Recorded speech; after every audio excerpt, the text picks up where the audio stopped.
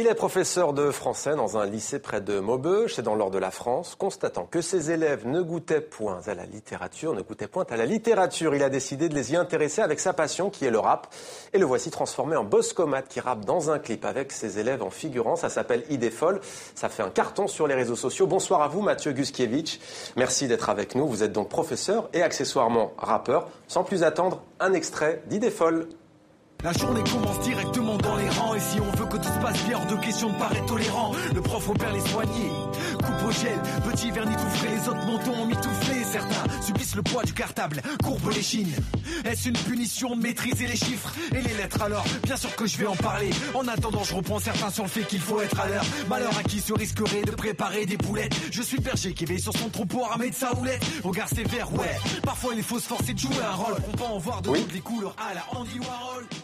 Alors Boscomat, racontez-nous comment est née cette idée.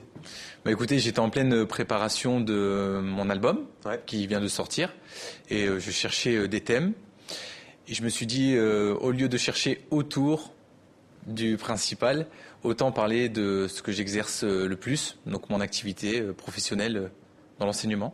L'objectif, quel est-il de ce morceau? De pouvoir plaire avant tout, c'est un morceau de partage avec les enfants, avec les enseignants, avec mes collègues, etc. Et après, c'est de pouvoir changer et la vision de l'école et la vision du rap. Quelle est cette vision que vos élèves ont quand vous en discutez avec eux? La littérature, ça ne les passionne pas? Vous essayez de comprendre pourquoi? Ce qu'il y a, c'est qu'il ne faut surtout pas mettre de côté nos classiques. Après, ils ne se reconnaissent pas forcément dedans.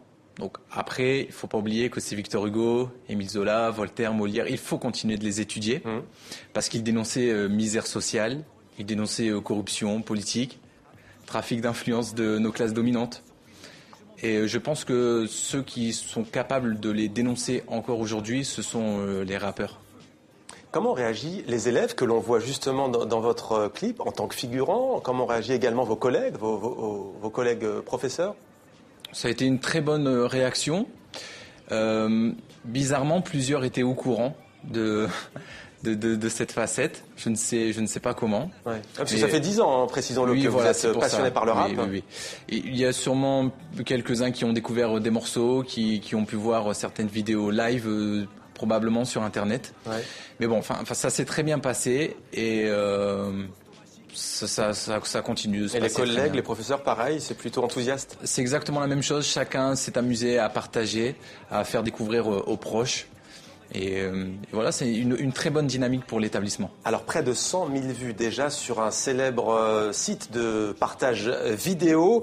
Près de 100 000 déjà. Alors, c'est une initiative, disons-le quand même, qui est loin d'être anodine. Si vous deviez nous donner un des mots dont souffre l'éducation nationale en France, quel serait-il? L'ennui, probablement. C'est vrai que les élèves aujourd'hui ont des cartables trop lourds avec des sujets qui ne les intéressent pas et les journées sont trop longues, etc. Les programmes sont surchargés. Il y a beaucoup de problèmes. Mais après, il y a beaucoup de choses bien. Donc justement, je pense qu'il faut essayer de faire le tri dans tout ça, de dépoussiérer un petit peu l'image de l'école et de pouvoir revenir avec des bases solides. Les points positifs justement sur lesquels vous pouvez vous appuyer, quels sont-ils?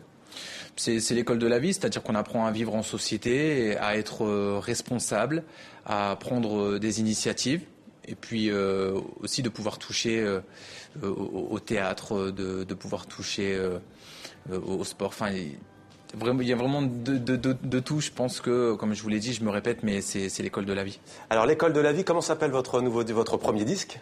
Alors il s'appelle À la bonne école, justement. À la bonne école, sortie, prévue? Alors c'est déjà fait.